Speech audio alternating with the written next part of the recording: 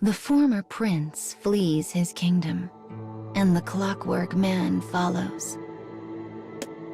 Danger pursues them like a hooded wraith, the rising sun of each day drawing back the curtain on a new fevered dream of horror. This day, the pair finds themselves in the ruins of a castle, the former stronghold of a once proud nation that now lies forgotten on the ash heap of history. As pursuing clockwork soldiers enter the ruins, the boy and his retainer fight them off one after the next. During a particularly fierce skirmish, one of these pursuers burns the retainer's hand. Their enemies are mass-produced clockwork soldiers featuring the newest and best technology the kingdom has to offer. The man is an older model, and though he has never once failed to protect the boy, each victory is hard-fought, the margin thin as the edge of a knife. But in addition to being more advanced, their new enemy is equipped with the latest weaponry and shows no sign of relenting. As the retainer skillfully slips into the shadows, he makes a signal to the prince, who holds his breath. Their window for victory is a hair, an eyelash, a whisper. The moment the enemy turns his back, the retainer dashes forward. By the time he realizes something is amiss, the clockwork man's weapon is drawn. The dry crack of a gunshot echoes around the crumbling walls of the ruins. Another narrow victory is theirs. He turns to the boy and sees relief wash over his young features. But then, he senses something overwhelming approaching from afar. Glancing out a nearby window, he sees a force of clockwork soldiers on the march, their numbers stretching off to the horizon.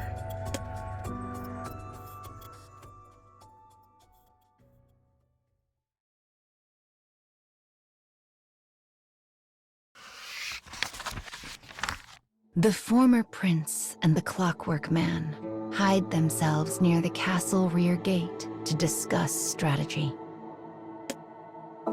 The man suggests a ruse wherein he draws the enemy's attention so the boy might escape.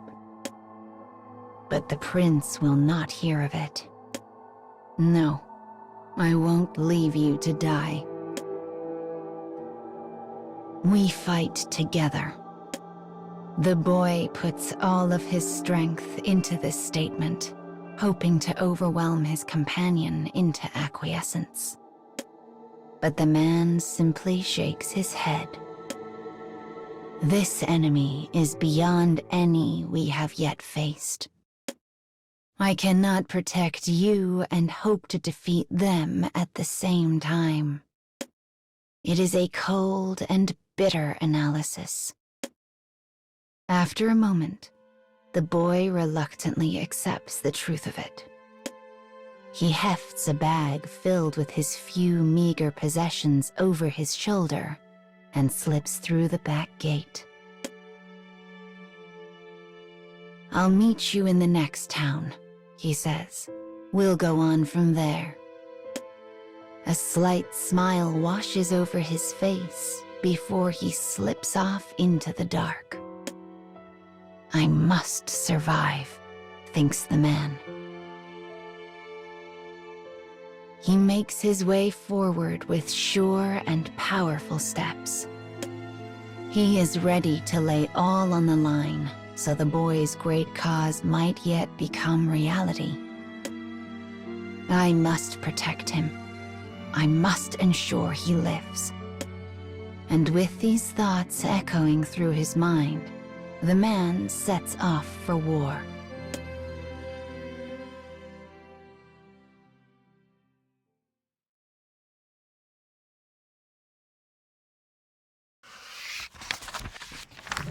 The castle ruins are a fog of gunpowder haze and flying lead. The enemy's plan is clear: strike fast and hard and dam their own losses. Their numbers are staggering, their power unimaginable. They move as one, an unstoppable wave that seeks only to destroy. Bullets enough to blot out the sun fly over the man's position without pause. He is badly injured and bleeding from countless wounds. But he has learned many things on his travels and possesses knowledge his enemies do not. He knows things, ways to escape situations that would prove fatal for any other. So as the bullets rage, a desperate flame sparks to life in the deepest part of his soul, and he redoubles his efforts. Finally, silence descends over the ruins, leaving only the hollow click of his own gun as it cycles one final time through a now empty chamber. Before him lies a mountain of motionless clockwork soldiers. He is near the edge of exhaustion, the edge of death, and yet, somehow, he has won. A beat. He is a moment too slow. One clockwork soldier, one survivor, leaps out from behind a wall in ambush. The enemy aims his weapon at the small spot between the man's eyes. And though he understands what is happening, he cannot move. The damage is too much, he thinks calmly. The neural connection to my motor functions has been severed. Farewell, my prince. With that, the man surrenders his future. A single gunshot rings out, scattering any possible resignation to the winds.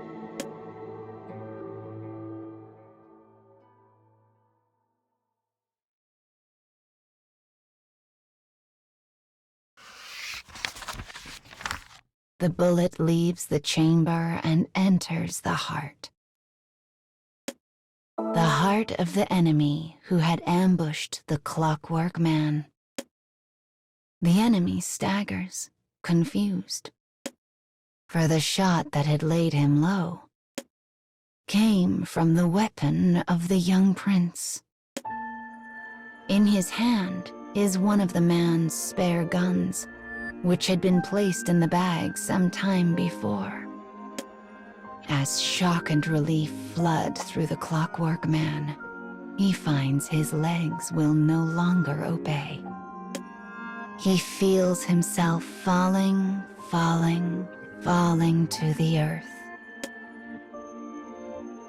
But then the boy has him. "You've always been the one supporting me," says the young prince. "It's time for me to return the favor." His voice is a transient whisper. The man attempts to speak, but the words refuse to make the journey from mind to mouth. Why, he thinks, why did you come back? In all of the man's planning, he never once considered that his young charge might return. But when he heard that single shot ring out, he knew instantly in his heart what had transpired. As he holds on to consciousness, the man realizes something. Though he had chosen to protect the boy, he still subconsciously trusted and relied on the prince's strength and judgment. He turns this thought over and over in his mind. How had he been able to defeat such an overwhelming enemy? How did he possibly emerge victorious over the newest models of soldiers? But no matter how hard he thinks, the answers elude him. The bond between him and the boy is a thing beyond battlefield calculation. And perhaps that is precisely what he must protect. The precious bond that exists in the gossamer moment between past and future. "Come on," says the boy. "Time to rest." Though his thin arms and legs tremble, the boy continues to support his clockwork companion. And as the man leans into his shoulder, he sees the boy's smile return, one that seems likely to echo on into infinity.